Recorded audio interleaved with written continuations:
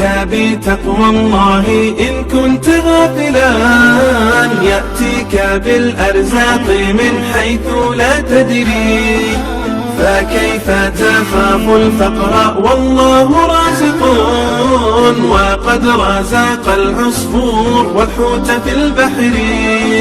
ومن ظن أن الرزق يأتي بقوة، ما أكل العصفور شيئا مع النسر.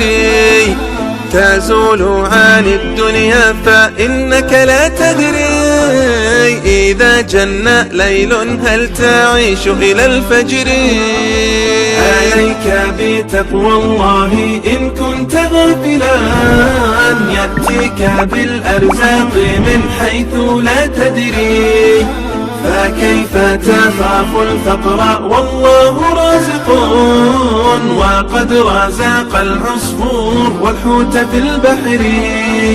فكم من صحيح مات من غير علة، وكم من سقيم عاش حينا من الدهر، وكم من فتى أمسى وأصبح ضاحكا، وقد نسجت أكفانه وهو لا يدري.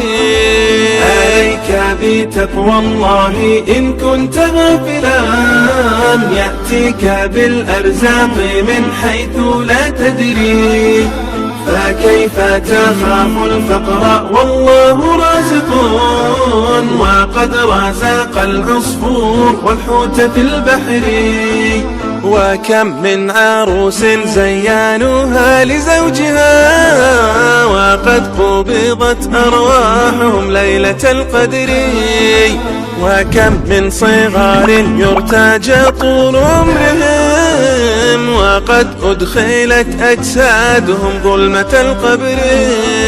عليك بتقوى الله إن كنت غافلا، يأتيك بالأرزاق من حيث لا تدري، فكيف تخاف الفقر والله رازق، وقد رزق العصفور والحوت في البحر.